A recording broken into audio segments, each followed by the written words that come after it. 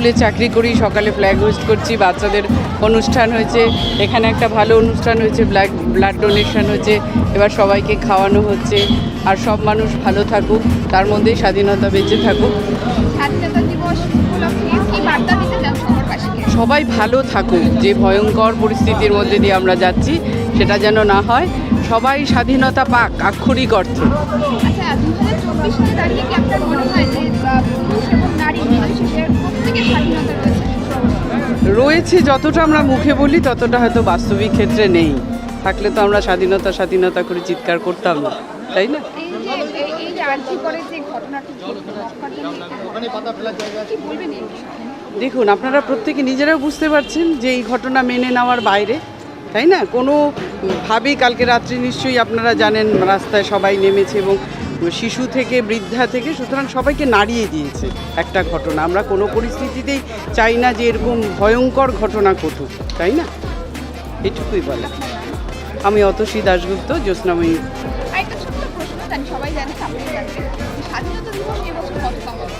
৭৮তম। ৭৭ complete করে ৭৮-এ পড়েছে। স্বাধীনতা দিবস উপলক্ষে আজকে প্ল্যান? আজকে প্ল্যান আছে একটু ফ্যামিলি নিয়ে লাটাগুড়ি যাব। কততম বর্ষ? 77। স্বাধীনতা সংগ্রামী একজনের নাম? নেতাজি সুভাষচন্দ্র বোস। আমাদের দেশের জাতীয় সঙ্গীত? জাতীয় সঙ্গীত কে গেয়েছে? রবীন্দ্রনাথ ঠাকুর। আপনার নাম? অভিজিৎ পণ্ডিত। হ্যাঁ, প্ল্যান রয়েছে সারাদিন? প্ল্যান কিছু না, ফ্যামিলিকে নিয়ে একটু বাইরে বেরোচ্ছি ফর হ্যাং আউট। আর সবথেকে বড় মেসেজ এই সোসাইটিতে আজকে ডেটে, be patience and please keep calmness because society is running through very bad phase and please keep everybody safe, him safe, her safe, everybody. স্বাধীনতা দিবসের এবছর কততম বর্ষ? 78 ইয়ার্স। 78। আমাদের দেশের জাতীয় সঙ্গীত? জনগণ মন অধিনায়ক রবীন্দ্রনাথ ঠাকুর, বিশ্বজিৎ। আজকে সেরকম কোনো প্ল্যান নেই। না, আজকে নর্মালি দেশ স্বাধীন হয়েছে। স্বাধীনতা দিবস উপলক্ষে শহরবাসীকে কি বার্তা দিতে চান? স্বাধীনতা দিবসে সর্বশেষ এটাই বার্তা যে আজকে স্বাধীনতা দিবস যেহেতু আমাদের কাছে সত্যি একটা গুরুত্বপূর্ণ দিন, তো তাও দেশ স্বাধীন হওয়ার পথেও আমরা মনে হচ্ছে কোনো এক জায়গায় অস্বাধীন হয়েই আছি। যে জায়গায় আজকে দেখা যাচ্ছে কলকাতায় একটা মেয়ে এরকম দুর্ধর্ষ কাহিনী। তো এটাই শহরবাসীকে এই বার্তাটাই দিব, সব দিকে সচেতন থাকতে।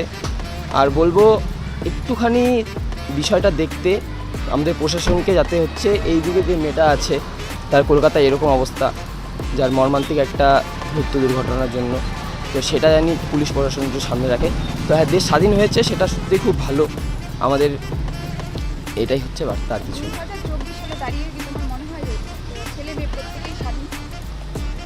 2024 সালে আমার মনে হয় যে এখন ছেলে মেয়ে প্রত্যেকে স্বাধীন, কিন্তু কিছু কিছু ক্ষেত্রে না ব্যাপারটা এরকম হয়ে যায় যে ছেলেরা কত কিছু মানে সিচুয়েশান এরকম ক্রিয়েট হয়ে যায় যেখানে মানে মেয়েরা একটু হলেও পিছিয়ে আছে আগেকার জায়গায়। আমার মনে হয় মেয়েদের এই নারী শক্তি যেটাকে বলে, এদের আগিয়ে আসার দরকার, যাতে এরা সামনে এসে তাদের জায়গায় তারা রাত বেরোতে যখন ইচ্ছা তখন বাড়াতে পারে বাড়ির থেকে, তাদের কখনো কোনো পথে চলার পথে বাধা কেউ না দিতে পারে।